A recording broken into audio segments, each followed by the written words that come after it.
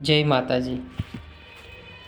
તો આજે આપણે એવા વિષય ઉપર વાત કરવા જઈ રહ્યા છીએ કે આપણે રોજબરોજ આપણે જોઈએ તો છીએ, પણ કોઈ દિવસ આપણને એવો વિચાર નથી આવતો કે આ કેમ હશે. તો આપણે એના વિશે જાણીએ છીએ કે સુંદર મજાની ભગવાને રાત્રિ આપી છે, આપણને દિવસ આપ્યો છે. રાત્રિના સમયે આપણે પર્યાવરણને લગતું વાતાવરણ એવું પ્રાકૃતિક હોય છે, સૌંદર્ય. અને અગાશી ઉપર કે ધાબા માથે ગમે ના આપણે સૂતા હોઈએ તો આપણે ઉપર આકાશ દેખાય છે, અને આકાશમાં જે ચમકતો તારો દેખાય છે તો તે જોતાં જ આપણને એમ થાય કે કેટલો સૌંદર્ય તારો છે, ચમકતા તારો છે. તો આપણને મનમાં એવો પ્રશ્ન થાય કે આ તારો શું છે, કેમ ચમકતો હશે.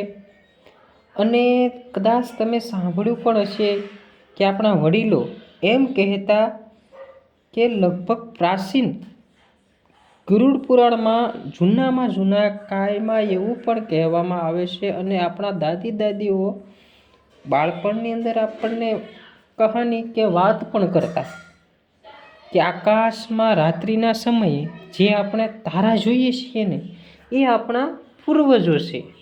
આપણા દાદા દાદી એમ કહેતા કે એ આપણા દાદા છે, અને આપણે એમ થાય કે ના એ આપણા પૂર્વજો છે. તો શું હકીકતમાં એ આપણા પૂર્વજો છે? તો આપણા પૂર્વજો હોય તો એ આકાશમાં કેમ છે, ચમકે છે કેમ, શું છે એનું રહસ્ય? તો આ વિડીયોની અંદર આપણે તારા વિશે જાણીએ કે શું એનું મહત્ત્વ છે. તો મિત્રો, આ વિડીયો તમને ગમે તો લાઈક કરજો, શેર કરજો અને સબસ્ક્રાઈબ કરજો. અને હકીકતમાં જો તમે દાદા દાદી પાસે આ બાળપણની વાતો સાંભળી હોય, આકાશમાં તારો એ આપણા પૂર્વજો છે, તો એક કોમેન્ટ કરજો. તો આપણે શરૂ કરીએ કે આજે રજૂ કરેલી આ તારાની રહસ્યમય વાત એ હકીકત છે, તેની જાણ તમારા સુધી પહોંચાડવા માંગુ છું. તો જેવું મને આવડે, જેવું મેં વાંચ્યું એવું તમારા સમક્ષ રજૂ કરું છું. તો આપણે એક તારો બનાવવામાં આવે છે, અને એ તારામાં બ્રહ્મા, વિષ્ણુ, રુદ્ર, સૂર્ય, મિત્ર અને વરુણ, આ 3 દેવતાઓનો વાસ છે તારા બનાવવામાં. એટલે કે આ એક એવો મંત્ર છે કે એક થાળી જે હોય એ થાળીની અંદર આપણે સ્ટાર બનાવવામાં આવે છે. તેના મંત્રથી આ 4 દિશામાં આપણે પ્રાર્થના કરવામાં આવે છે.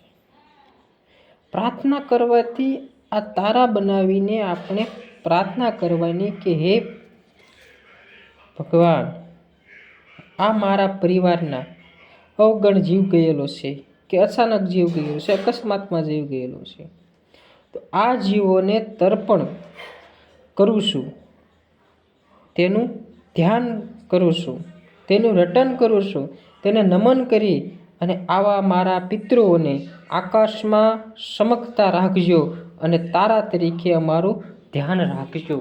તો આવી મંત્રથી, આ વિધિથી, આ 6 દેવોની સાક્ષીથી અને મંત્રનો જાપ કરી અને ત્યારે એ ભગવાને એ મંત્રથી એ આકાશમાં જે આપણા પૂર્વજો છે એને તારા તરીકે મોકલ્યા છે કે હંમેશની માટે એ ઝળહળતા રહે, ચમકતા રહે, અને આપણી ઉપર તેની કૃપા બની રહે તે માટે આકાશની અંદર ચમકે છે.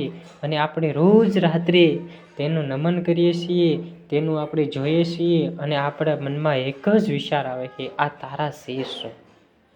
તો આજથી આ તમને જે તારા વિશે ભ્રમ હતો તેનું આપણે સચોટ માહિતી મેળવી અને આપણા પૂર્વજો આપણી ઉપર કૃપાળુ અને આપણી ઉપર દયા રાખે તેવી ભાવનાથી અને રોજ સાંજે તારા જોઈ અને આપણા પૂર્વજોને યાદ કરજો. અત્યારે ચાલી રહેલા 16 શ્રાદ્ધમાં તમે કોઈ પણ શ્રાદ્ધ નાખી શકો છો, અને એ જ પૂર્વજોને આપણે યાદ કરી અને આપણી ઉપર કૃપા બની રહે તે માટે આપણા પરમ કૃપાળુ પિતૃદેવની પણ આપણે શ્રાદ્ધ કરીએ અને પૂજન કરીએ. એ જ આપણું સાચું મહત્ત્વ છે.